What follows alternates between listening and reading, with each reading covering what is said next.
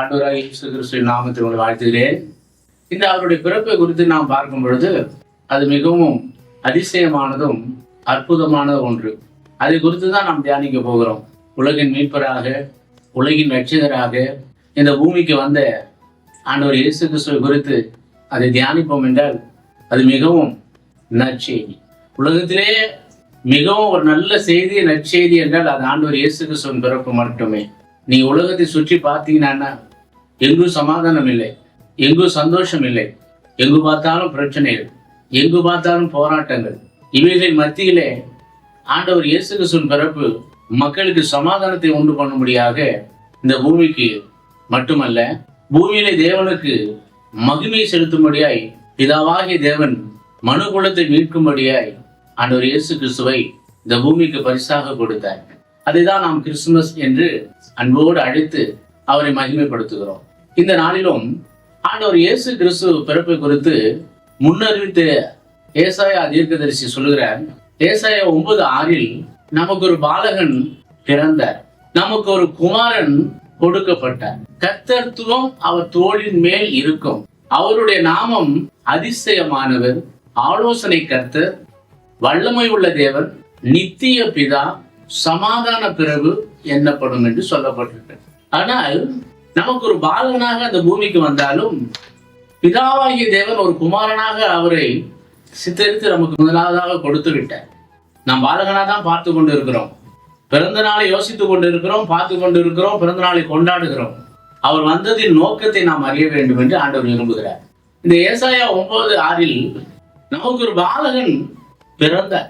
அந்த பாலகன் பிறக்கும் பொழுது உலகத்திலே 4 விதமான காரியங்களை ஏற்படுத்தி 4 பேர்களுக்கு பயந்தார்கள் என்று நாம் பார்க்கிறோம்.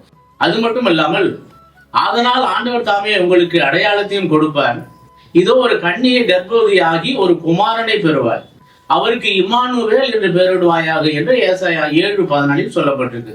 இந்த 9:6 7:14 நீங்கள் ஒப்பிட்டு பார்க்கும்போது ஒரு கன்னிகை கர்ப்பவதி ஆகி அப்படின்னு பார்க்கிறோம். மரியாள் கர்ப்பவதி ஆகிறாங்க. அந்த கர்ப்பம் தரிக்கிறதுக்கு முன்பாகவே தேவ தூதர்கள் அவருக்கு காட்சி கொடுத்து, மரியாளே ஐயப்படாதே, பயப்படாதே, உனக்குள் இருப்பது பரிசுத்த ஆவியானவருடைய நிழல், அவர் உனக்குள் வாசம் பண்ணி அவர் உனக்குள் பிறப்பார், அவர் இயேசு கிறிஸ்து என்று பெயரிடுவாயாக, அவர் தமது ஜனத்தின் பாவங்களை எல்லாம் சுமந்து தீர்க்கிறவராக அவர் இந்த பூமிக்கு வந்திருக்கிறார் என்று அந்த குழந்தையா இருக்கும் பொழுது தூதர்கள் சொல்லுகிறார்கள். இந்த கிறிஸ்துமஸ் நாட்களிலே மரியாளுக்கு எப்படி அவர் குழந்தையாக மரியாளுடைய வயிற்றில் பிறந்தாரோ அதே போல நம்முடைய இருதயத்திலே அவர் பிறக்க வேண்டும் என்று விரும்புகிறார். கிறிஸ்துவம், கிறிஸ்துமஸ் நல்லது, கொண்டாடுவது நல்லது. ஒரு பாலகன் பிறந்தார், ஒரு குமாரன் கொடுக்கப்பட்டார், உலகின் மீட்பர் இந்த பூமிக்கு வந்தார், உலகின் ரட்சகர் இந்த பூமிக்கு வந்தார், மனுகுலத்தை மீட்க வந்தவர் நமக்குள்ள வாசம் பண்ண வேண்டும் என்று நாம் விரும்புகிறோம். அவள் ஐயப்படுகும் பொழுது, பயப்படும் பொழுது தேவன் அவளுக்கு பிரதி உத்தரமாக பரிசுத்த ஆவி உன்மேல் வரும், உன்னதமானவருடைய பலம் உன்மேல் நிழலிடும், ஆதலால் உன்னிடத்தில் பிறக்கும் பரிசுத்தம் உள்ளது, தேவனுடைய குமாரன் எனப்படும் என்று லூக்கா 1:35 நாம் வாசிக்கிறோம். உன்னுக்குள் பிறப்பது தேவ குமாரனாக எண்ணப்படும் என்று சொல்லப்பட்டிருக்கிறது. இந்த காரியத்தை நாம் பார்க்கும் பொழுது பாலகனாக பிறந்து குமாரனாக வளர்ந்து அவர் மரிக்க போறதையும் அந்த காலகட்டத்திலே நாம் அதை நிதானித்து அவர்கள் சொல்லுகிறதை பார்க்கிறோம். அது மட்டுமல்ல, நீ கர்ப்பவதி ஆகி ஒரு குமாரனை பெறுவாய், அவருக்கு இயேசு என்று பெயரிடுவாயாக, அவர் பெரியவராய் இருப்பார், உன்னதமானுடைய குமாரன் எனப்படுவார், கர்த்தராகிய தேவன் அவருடைய பிதாவாகிய தாவீதின் சிங்காசனத்தை அவருக்கு கொடுப்பார் என்று லூக்கா 1:31-32 வாசிக்கும். இந்நாட்களிலே அவர் எப்படி பிறப்பார், எப்படி வளர்ப்பார், எப்படி இருக்கணும் அப்படின்றத தேவ தூதர்களே அவருக்கு இயேசு என்று பெயரிடுவாயாக என்று சொல்லி மரியாளுக்கு சொல்லப்பட்டது. மரியாள் பேர் வைக்கவில்லை, அவருக்கு என்ன பேர் வைக்கணும்னு மரியாளும் கேட்கல. அதற்கு மாறாக அவங்க பயப்படுகிறதையே நாம் பார்க்கிறோம். ஏன் என்றால் இது எப்படி ஆகும் என்ற பயம், இது எந்த விதத்துல நடக்கும் என்ற ஒரு பயம். நான் புருஷனை அறியனே, இது எப்படி ஆகும்?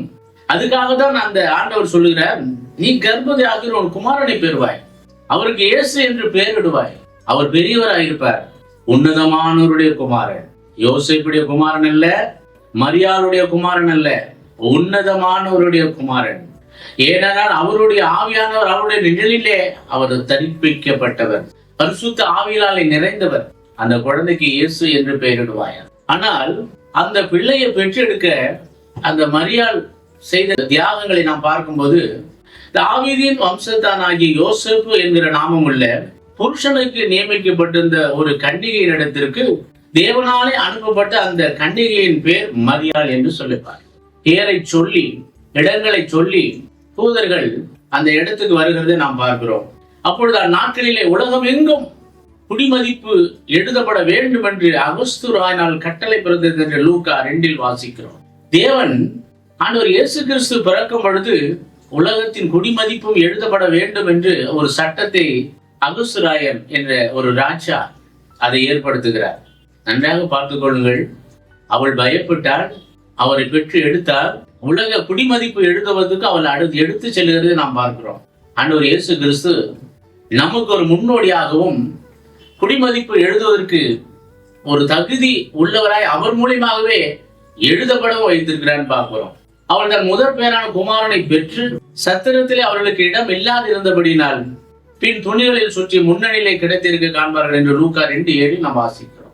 உன்னதமான தேவனுடைய குமாரன் தங்குவதற்கான இடம் இல்லை. மாளிகை மணி மண்டபத்தில் பிறப்பார் என்று நினைத்தார்கள். இல்லை, அவர் சாதாரண ஒரு மாட்டுக்கொட்டைகளை பிறந்தார் என்று பார்க்கிறோம். ஆண்டவர் இயேசு கிறிஸ்துவின் பிறப்போ ஒரு அதிசயம் என்று சொன்னேன் அல்லவா? அதுதான் அதிசயம். ஒரு மாட்டு தொழுவத்தில் அவர் பிறந்தார். மேய்ப்பர்களுக்கும் தங்களுக்கு சொல்லப்பட்டதன்படியே அவர்கள் வந்து பார்த்தார்கள்.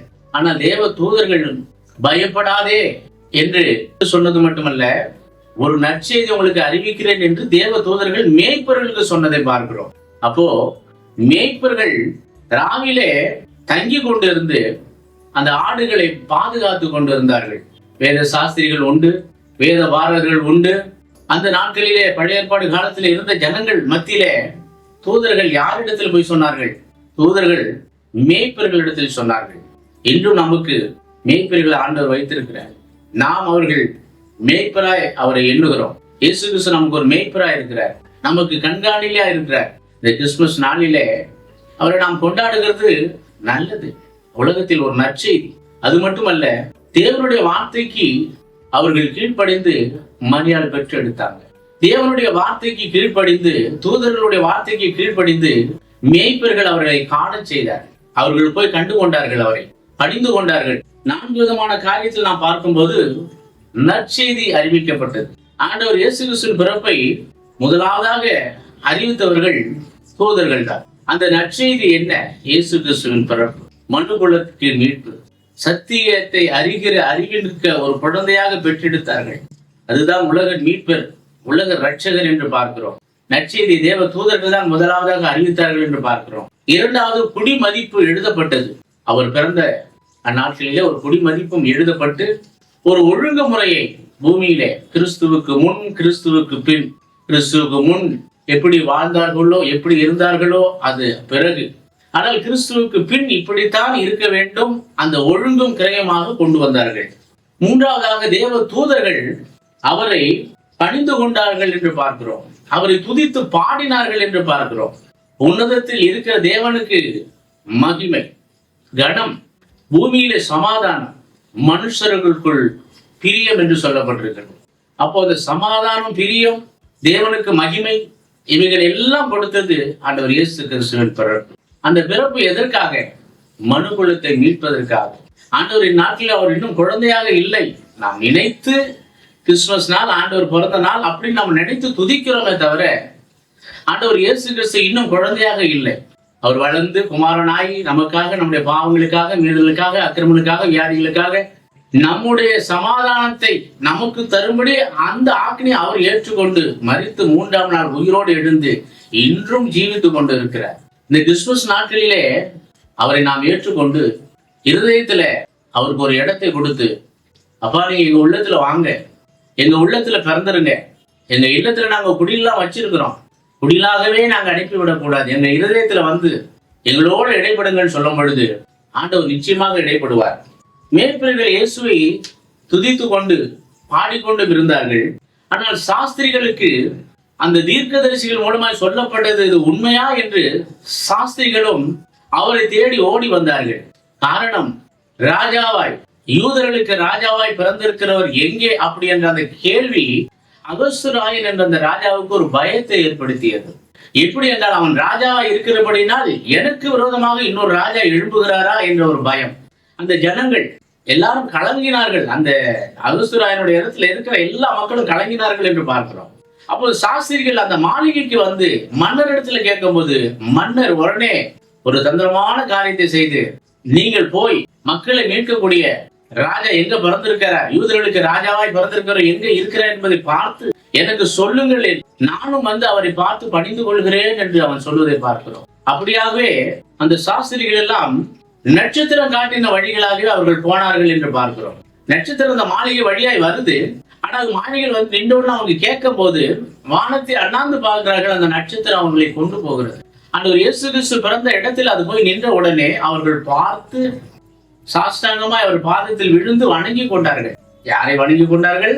ஆண்டவரை வணங்கி கொண்டார்கள். மரியாளை பார்த்து அவர்கள் எல்லாரும் ஒன்றாக இருக்கும் போது அவர் பார்த்து விடுவார்கள். இயேசு கிறிஸ்துவை தான் அவர்கள் வணங்கி கொண்டார்கள். அது மட்டும் இல்ல, மறுபடியும் அவர்களுக்கு சாஸ்திரிகளுக்கு போதிக்கப்பட்டு அவர்கள் வேறு வழியாய் போய்விட்டார்கள் என்று பார்த்தோம். இதிலிருந்து நாம் செய்யக்கூடிய காரியங்கள், ஆண்டவர் இயேசு கிறிஸ்து பிறப்ப நாம் கொண்டாடுகிறோம்.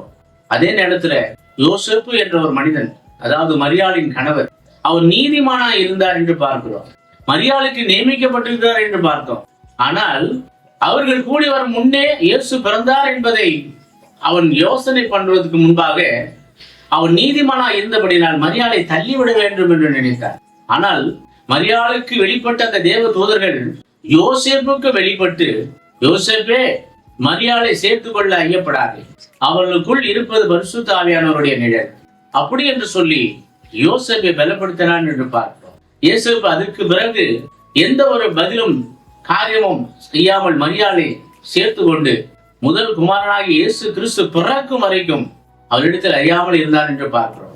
ஏன் என்றால், இந்த நாட்களிலே கிறிஸ்துமஸை கொண்டாடுகிறோம். கிறிஸ்துமஸுக்காக நாம் எவ்வளவு தான தர்மங்கள் பண்ணலாம், தப்பு இல்லை, அதெல்லாம் ஒன்றும் தெரியல. ஆனால் இயேசு கிறிஸ்துவை நாம் உள்ளத்தில் ஏற்றுக்கொள்ள வேண்டும் என்று ஆண்டவர் விரும்புகிறார். இந்நாட்களிலும் ஆண்டவர் இயேசு கிறிஸ்துவை நாம் உள்ளத்தில் ஏற்றுக்கொண்டு அவரை நாம் உள்ளத்தில் பிறக்க வைப்போம். கர்த்தர் நம் உள்ளத்தில் பிறந்து நம்மளை ஆசீர்வதிக்க, நம்மளை பலப்படுத்த, நம் பாவங்கள் மன்னிக்க விட மீட்பை பெற்றுக்கொள்ள நாம் உள்ளத்தில் அவரை அழைப்போம். இதை பார்த்து கொண்டு இருக்கிற எல்லா மக்களுக்காக நான் சொல்லுகிறேன், ஆண்டவர் இயேசு கிறிஸ்துவின் பிறப்பு ஒரு நற்செய்தி, இந்த உலகத்திலே மிகையான நற்செய்தி.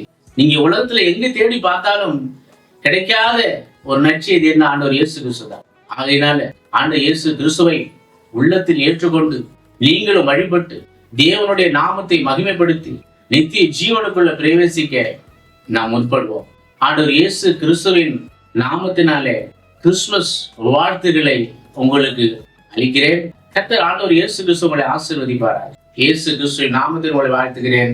எல்லோருக்கும் கிறிஸ்துமஸ் வாழ்த்துக்கள். ஆமென்.